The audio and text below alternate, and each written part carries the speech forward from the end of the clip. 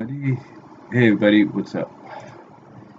Since everybody's been doing this lately, since the announcement the other day that WWE is going to be going to be splitting up the roster again for the first time in several years, well, since 2011, um, everybody's been doing a mock draft, and I figured, you know what, I might as well throw my 2 cents into this, kind of give my ideas to who I think is going to land where. I mean, I kind of gave my idea when I talked about the whole brand split and everything, and who I think could be the faces of each show.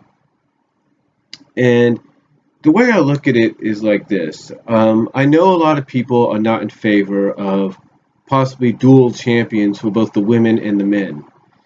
Um, I said it best, I think if they are going to, I think, excuse me, I think I said it best. There's a lot of fans that are not looking forward to the idea that if there is dual champions of both the men and women's side of things, that there's the potential of the Divas Championship coming back and be maybe being exclusive to SmackDown. Now, I'm not saying that's the case or it will happen. As a matter of fact, they can even redub it the Ladies Championship, which I guess is in the same vein as Women's Championship. So that way, you're not using the word diva anymore, but you're using something similar to women's, and that would be Ladies Championship. And I could see them now. I could see if they had to do a dual women's champions. And I could see the SmackDown one whether that's going to have. I could see the SmackDown or Raw depending on who gets the women's champion. I could see the SmackDown side of things, or I could see the other. What I'm trying to say is, I could see, let's say SmackDown gets Charlotte, the women's champion. I could see Raw bringing in a ladies title to offset that. Same with SmackDown. I could see them doing the same thing. And unfortunately, yes, we can also probably see SmackDown bringing in their own world champion.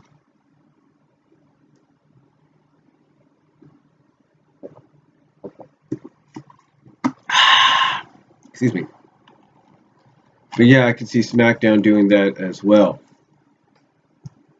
And the reason I see SmackDown probably doing that is I don't think I honestly this is what I think the thing is, unless they go with another idea that I came up with when I talked about this of having both the champion and the person who's challenging him, the person he's feuding with, go back and forth on both shows until that feud is over, and then whether or not the challenger, whether they're successful and they become champion, and the champion they beat ends up on the show they were drafted to in their place.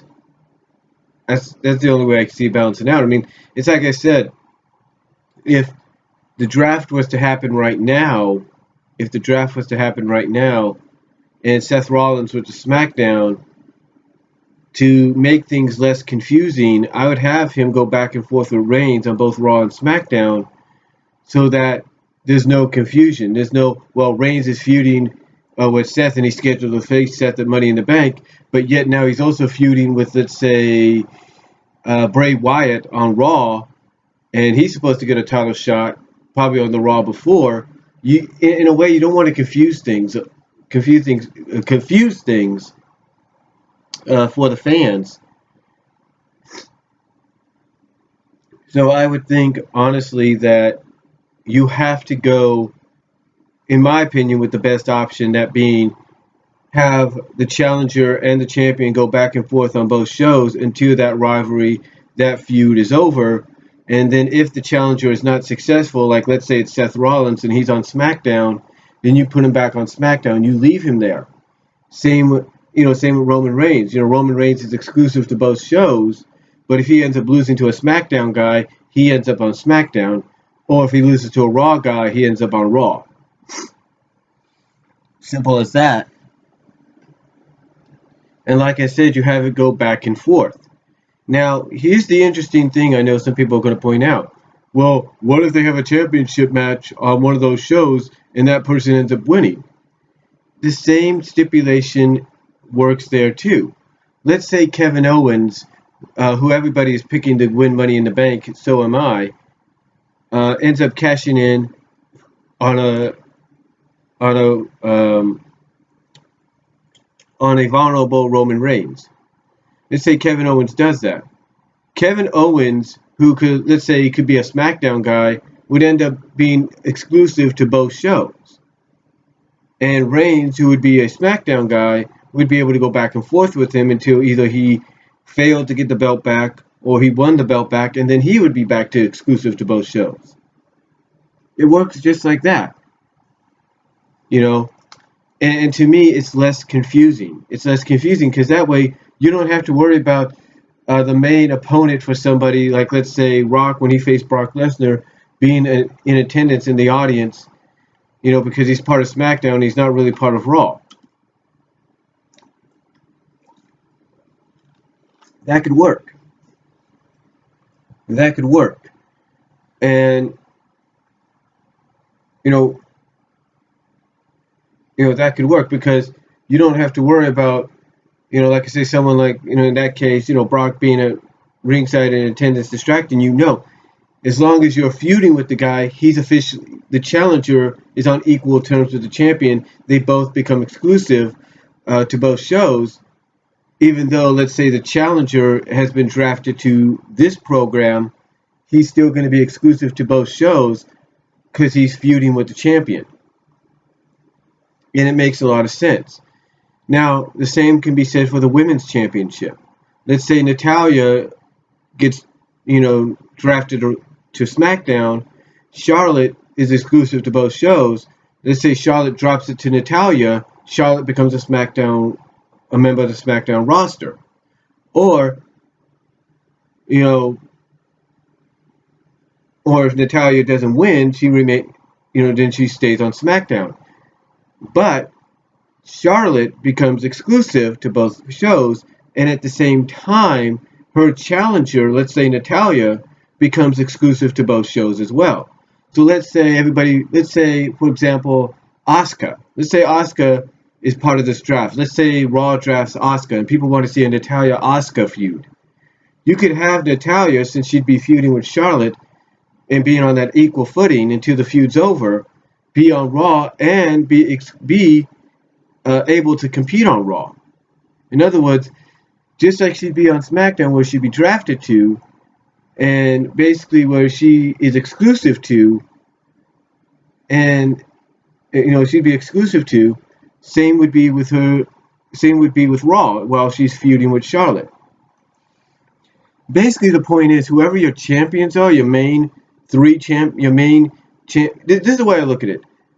Your three championships that need to go back and forth, and I know Dalyxman doesn't like the idea of the tag titles doing that, but your three championships that need to go back and forth, okay, are the World, Women's, and Tag.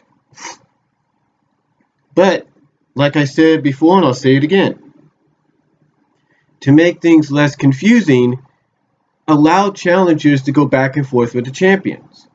And again, the exception for example, with the New Day. Let's say the New Day is feuding with the Dudleys, and the Dudleys are a Raw tag team. The Dudleys could go back and forth with them on both Raw and SmackDown because they'd be in that rivalry, they'd be in that feud.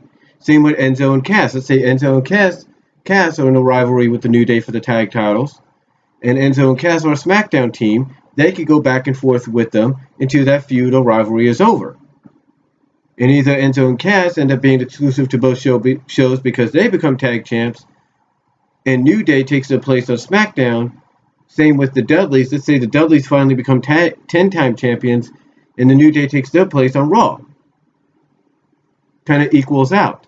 Now, I do agree that the Intercontinental and the U.S. titles need to be exclusive to each show.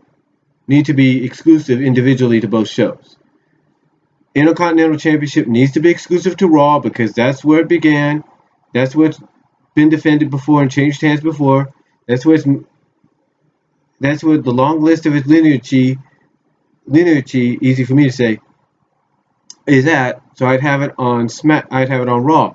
The U.S. title was resurrected on SmackDown, I would keep it on SmackDown. That's what I would do.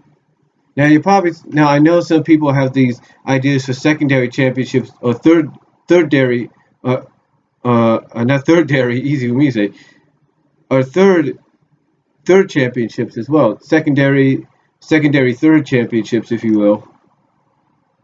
And I do agree that with this global cruiserweight series going, this would be the best time for SmackDown to bring the cruiserweight title back. And I think for Raw, I think this would be the best opportunity to introduce a new championship. Yeah. A championship that we never thought they would have. A championship that people have been wanting in this company forever, and that's a television title. I know it sounds old school and everything, but you know what? If Raw is going to be an exclusive show for maybe the established era, with a mixture of maybe new era, then I would definitely give the television title to that, because that way you could have a young guy, an up-and-comer, win that belt, and he gets a lot of exposure on television because he has to, week after week after week, defend that title, not just on Raw, but possibly on Main Event, which is on the network. You get more people tuning into network for that. Same with Superstars. There you go. And he's always got to be on the pay-per-view, not just the pre-show, but on the pay-per-view. And that would help out a star like, let's say, Kalisto. Kalisto is out of the U.S. title picture for right now. Have Kalisto be a television champion. It gives him more exposure. That exposure people say he really, really needs. Or give it to someone like, let's say, who really needs the exposure that's up and coming. Give it to who need give it to Sami Zayn. There you go. He gets a lot of exposure out of that. Or give it to one of the social outcasts. That could really help them.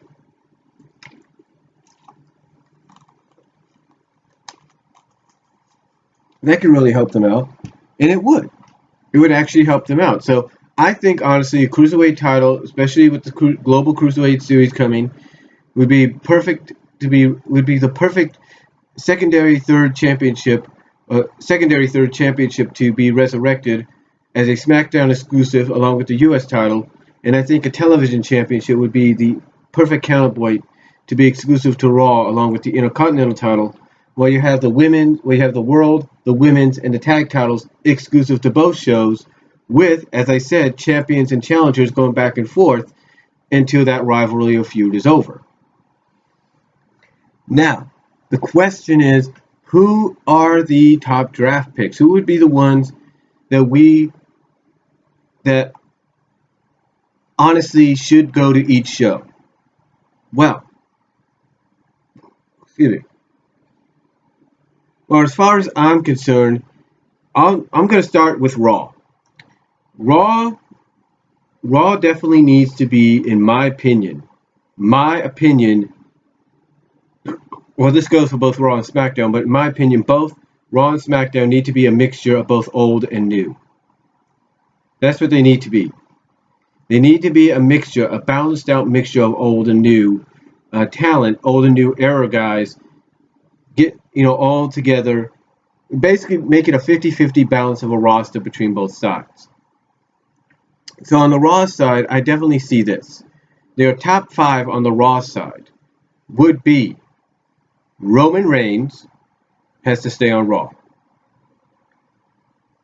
John Cena, unfortunately, stays on Raw. Okay? John Cena goes to Raw. 3, you definitely got to go with Kevin Owens on Raw. So you got a new era guy in Roman, old era guy in John, new era guy in Cena. New era guy in Owens, I should say. Reigns new, John old, Owens new. Okay, so that's 3. Number 4, out of the old era, I would say, out of the old era, you go. It's gonna be hard to say. Excuse me for that. It'd be hard to say. Out of the old era, you go with Sheamus for Raw, and then out of the new era, Dean Ambrose. Yeah, those are the top 5 right there.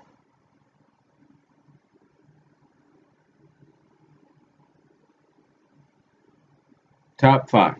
Okay? For Raw. Reigns, Cena, Owens, Sheamus, Ambrose. That's Raw's top 5 pick. First, that's the top 5 draft pick. The first 5. That's the top 5 draft.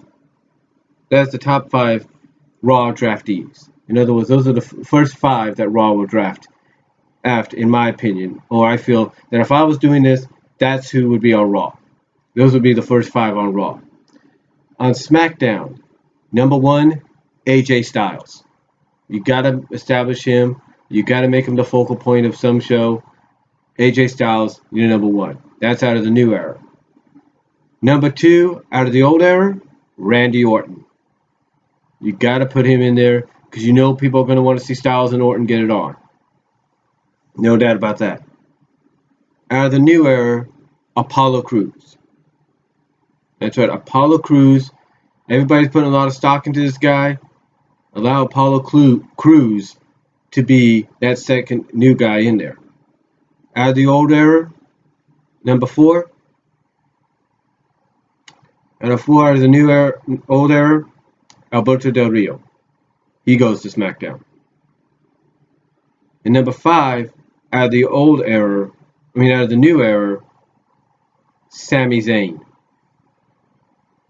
Yeah, those are your top 5 for SmackDown. Styles, Orton, Crews, Del Rio, Zayn. Those are your top 5. Alright, for SmackDown. That's SmackDown, in my opinion, should be, if I was drafting for SmackDown, that would be my top 5 draftees for SmackDown. To counter the top 5 draftees of Raw, which would be Roman, John, on Owens, Sheamus, and Ambrose. Those would be the top 5 each. And I know some of you are going to say, no, you can't do that. That's stupid. That can't be done. Well, those are the top 5 in my opinion. Those are the top 5 in my opinion. Excuse me for a second. Sorry about that pause there, but yeah, that's exactly what I look at. I look at the top 5 being Roman Reigns, for Raw being Roman Reigns. Raw's top 5 draft picks, in my opinion, if I was doing this, and this is a mock draft, so, like Dalyxman said, we could be right on the money, we could be wrong. But to me, Roman Reigns, John Cena, Kevin Owens, Sheamus, and Dean Ambrose should be the top 5 draft picks of Raw. And as far as SmackDown goes, you got to go AJ Styles, Randy Orton, Apollo Crews, Alberto Del Rio, and Sami Zayn as the top 5 for SmackDown. But now, the question is, who are the next top 5? Who rounds it out? Well, you do need divas, right? Now, I'm not saying that the divas are going to be exclusive to both shows. They could be. They could be the exception. But if divas are not the exception, then I look at, whoops, what did I do here? How do I do this stuff?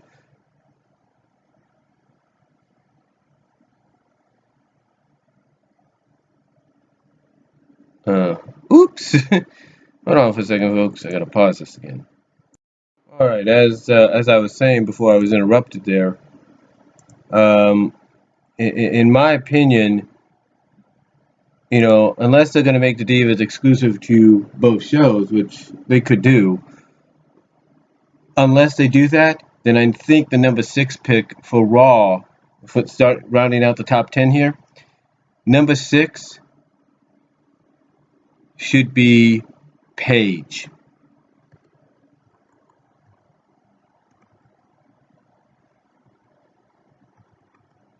And so at number 6 for Raw, in my opinion, should be Paige.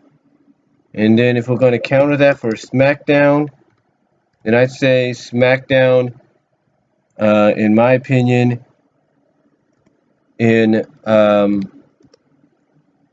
checkmates them.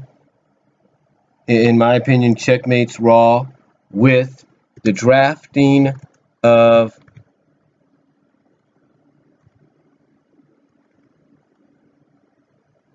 Asuka from NXT.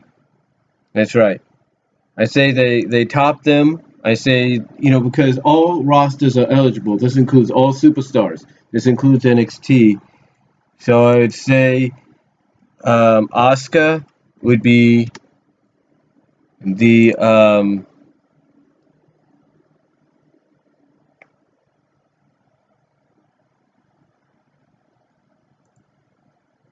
Asuka, in my opinion,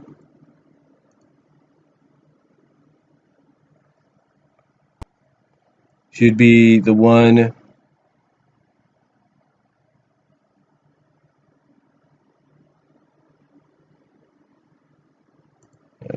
I just want to make sure I spell her name right. I think Asuka.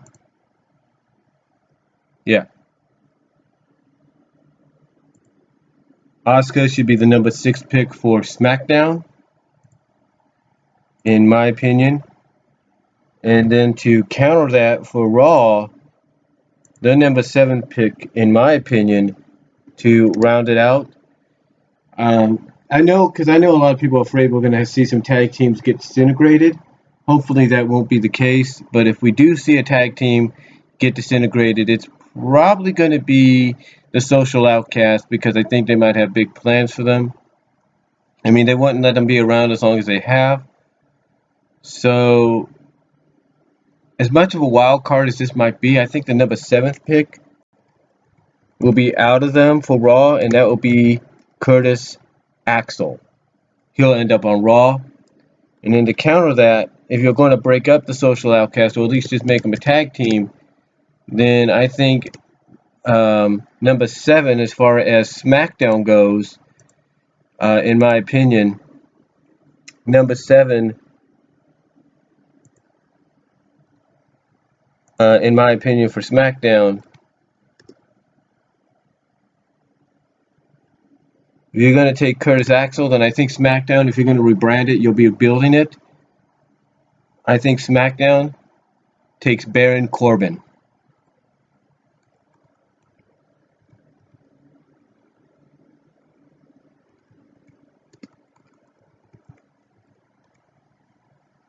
I think SmackDown takes Baron Corbin as their number 7th pick. Because if you're going to build up Baron Corbin as a monster, then I think you need to put him on the show that will utilize him as a monster. So I think that'll work. Now for Raw, I think if they're going to counter maybe some of these, Asuka being the number 6 pick and everything, and that would be from NXT. I think they need to start digging into the NXT bag, and I think from NXT they need to take Shinzu Nakamura at number 8. Yeah, they need to take Shinzu Nakamura at number 8. In my opinion, they need to take him at number 8 right off the bat. They need this guy in their draft. They need him in the draft. So I would go with Shinzu Nakamura at number 8 for Raw. That's who I would go with for them.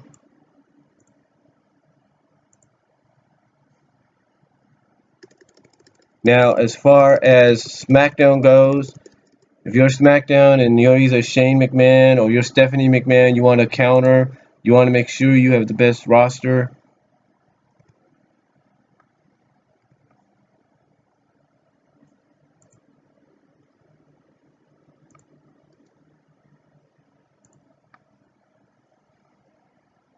And if you're digging into the SmackDown talent pool to make that happen, then I say you go and you get yourself an Austin Aries. That's right, you get yourself an Austin Aries as your next draft pick.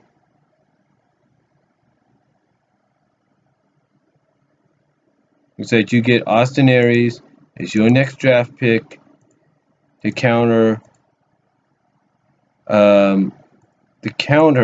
basically Monday Night Raw's Shinju Nakamura, because if you're putting these two against each other at TakeOver the end, then to me you need to counter.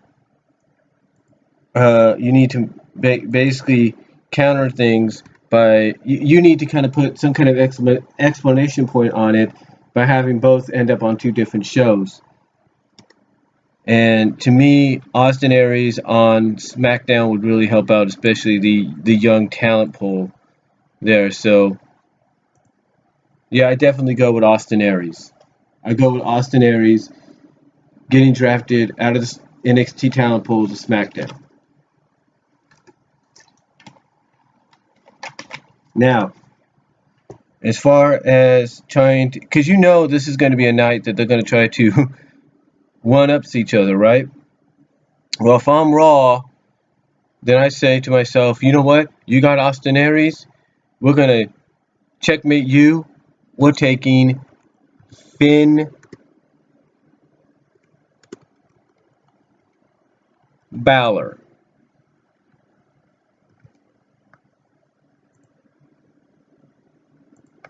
That's right. They take Finn Balor at number 9. But knowing SmackDown, and they know that connection that Finn might have with the club, because this is the way I look at it. If I'm doing this draft, I make sure tag teams stay together, that certain groups can stick together. They basically are a package deal. Social Outcast, I know you're thinking, well, that they could be a package deal. That could be true, but you know, we'll have to wait and see. I would say it's all depending on the draft. You know, they could be chosen as a team or they can be chosen individually. That's how I look at it. If it's a tag team and they get if they get picked out as a tag team, let's say, you know, American Alpha, they might be a part of this. Let's say they get drafted to Raw. Yeah, that's fine. But let's say let's say Jason Jordan ends up getting drafted to SmackDown, and Gable ends up going to Raw. That could happen too. So you can have them drafted two different ways. But if they're drafted as a team, then individually they won't be eligible to be. Then they won't be eligible to be drafted individually if they're drafted as a team. So as a tag team, you're eligible, and individually you're eligible. So if I'm SmackDown and I know that connection between Finn Balor and the club, then to top them off, to kind of counter that, if I'm either Stephanie McMahon or Shane, I take as a package deal Gallows and Anderson as a package deal. As my first tag team I would take in the draft. Because like I said, tag teams could be eligible, but they can also be eligible individually. In other words, you could be drafted together or you can be drafted individually. So to counter that Finn Balor draft from Raw, SmackDown I think should get Gallows and Anderson. And then the final, then the number 10 one for Raw, to round it out, I think they need to go with another diva.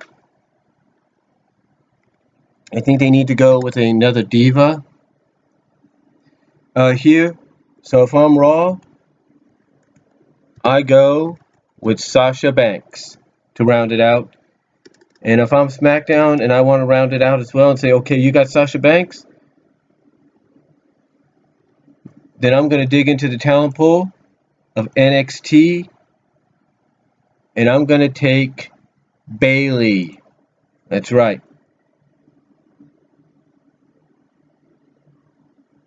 I'm going to take Bayley.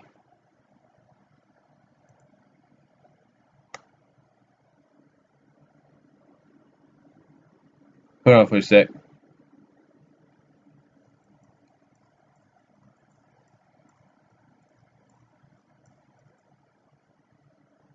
Yeah, I'm going to take, if I'm SmackDown and I want to counter Raw pick for pick, and I want to say, hey, you got this person, I'm going to counter you by taking this person.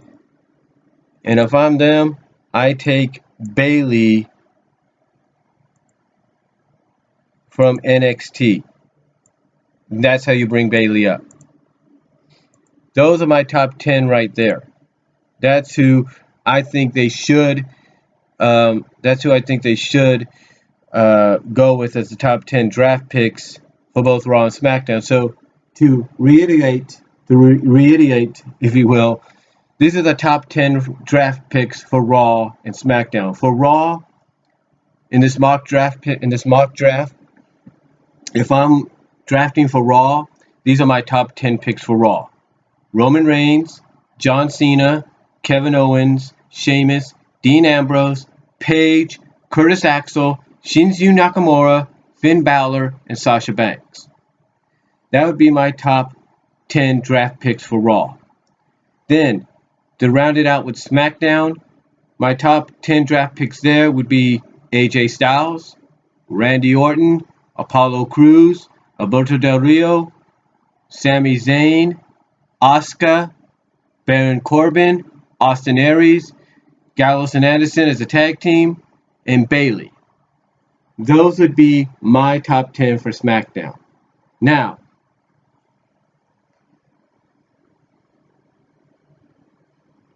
you might say, well, what about tag team? What about the supplemental draft if they do that? The supplemental draft, we know that's coming. There's no doubt about that. But that's all depending on what happens. But usually when you go for the top 10 people, when you draft the top 10, these are usually the top 10 as far as creative and booking is concerned that you believe can be the face of your brand as well as bring in eyes and viewers. So to me, I think these top 10, I know some people may find it hard to believe, but these are my top 10 as far as who I think should go where as far as the draft is concerned. Because let's be quite honest, folks. Let's be quite honest. These are the top 10 in my opinion. Now, I could be wrong. That's what mock drafts are about. You're just doing a mock-up. Like, this is how I would do it, or how I see it could be done. That's the truth. That's what a mock draft is. So it's not to be taken seriously. It's just for fun. It's just for fun, folks. Not to be, like I said, it's not to be taken seriously. Anything. It's not that these are actually going to happen. This is just, for fun and basically how fans like ourselves would probably do the draft if we had control. So that's basically what this is. It's basically how we would do it if we were running the ship. So again, to finish off, because I know this video is going long and I do apologize. To finish off, my top 10 for Raw. My top 10 draft picks for Raw in this mock draft for 2006 will be, and should be, hopefully, but again, we could be wrong, but my top 10 for Raw would be Roman Reigns, John Cena, Kevin Owens, Sheamus, Dean Ambrose, Paige, Curtis Axel, Shinsuke Nakamura, Finn Balor, and Sasha Banks. Those are the top 10 for Raw. Top 10 for SmackDown. To be a counterpoint, I would go with AJ Styles, Randy Orton, Apollo Crews, Alberto Del Rio, Sami Zayn, Asuka, Baron Corbin, Austin Aries, as a package deal as a tag team, Gallows and Anderson and Bailey to round it out. So those are the top 10 for each show. Those should be like those basically would be like the top 10 individuals, teams, women, if you will, that both shows from a booking creative standpoint can hopefully focus on. We'll be focusing on a lot for the show in the future. So, but that's just who I think should be the top 10 in the draft for both shows. Let me know what you guys think down below. Let me know if you agree with it.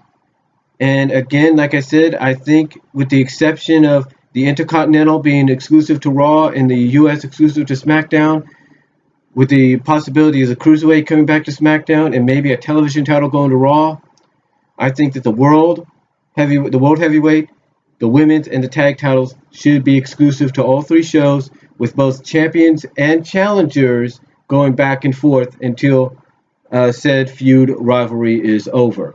And that even means that, say, Gallows and Anderson are feuding with the New Day and they're SmackDown exclusive, they can go back and forth on both SmackDown and Raw with the New Day until the feud is over.